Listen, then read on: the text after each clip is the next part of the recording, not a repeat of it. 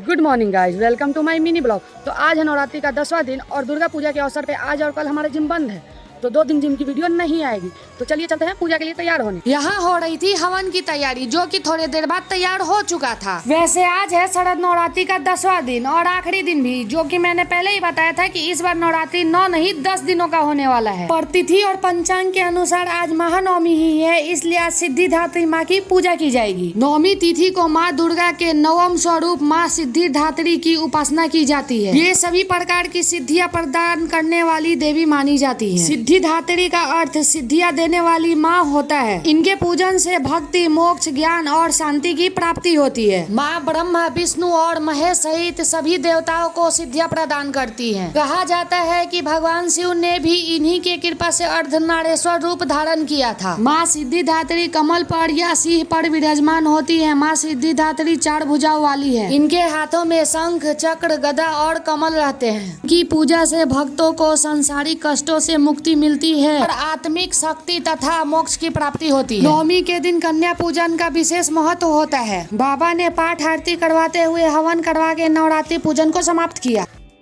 पूजा खत्म हो चुकी है, तो अब हमें मिला है नवरात्रि का सबसे मुश्किल काम, जो कि है नवमी के दिन 9 कन्याओं को खोजना, जिसके लिए मुझे और गुनगुन को भेजा गया था। 6 कन्याएं तो मिल गई थी, पर 3 कन्याओं के लिए हमें 30 मिनट रुकना पड़ा। फिर भी हमें कन्याएं नहीं मिली, तो कहीं और से ले जाना पड़ा। काफी इंतजार के बाद 9 कन्याएं मिली, तो चलिए कन्या पूजन शुरू करते हैं, जो नवरात्रि में सबसे महत्वपूर्ण होता है। जिसमें से 3 तो हमारे घर में ही थी, फिर भी हमें इतना देर इंतजार करना पड़ा। कन्याओं को लाते समय 2-3 लोगों से ये बोलकर लाना पड़ा कि हमारे घर कन्या पूजन जल्दी ही हो जाएगा, तो उसके बाद आप ले जाइएगा अपने घर कन्या पूजन के लिए। यहाँ पूजन की शुरुआत भी नहीं हुई थी और भी 4-5 लोग आ गए और बोलने लगी कि जल्दी पूजा कराइए, हमें भी कन्या को अपने घर ले जाना है। तो मम्मी, दादी, छोटी मम्मी, मेरे और गुनगुन के साथ साथ सत्यम भी अपना योगदान देने लगा ताकि कन्या पूजन जल्दी हो पाए। तो हमने जल्दी जल्दी कन्या पूजन की शुरुआत की। इसमें वंदना अपने जगह पे बैठने के लिए तैयार ही नहीं थी, कभी इधर तो कभी उधर, इधर उधर किए जा रही थी।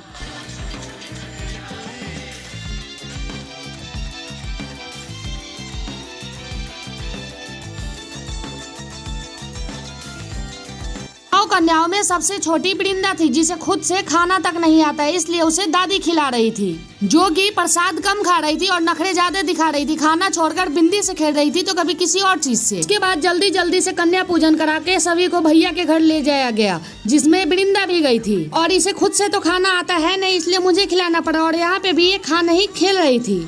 आज था नवरात्रि का आखिरी दिन और हमारे लिए एक अचीवमेंट गोल भी, क्योंकि हमारा जो चैलेंज है gym go to the regular का 90 डेज चैलेंज, उसका 15 डेज हमने जिम जाते हुए फास्टिंग के साथ कंप्लीट किया है और आगे भी कंटिन्यू रहेंगे, जो कि हमारे लिए सही में बहुत बड़ी अचीवमेंट है।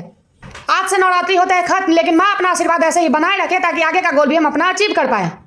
तो इसी के साथ हमारा आज का ब्लॉग भी होता है खत्म। वीडियो पसंद है तो लाइक करें, कमेंट करें, चैनल को सब्सक्राइब करना ना भूलें।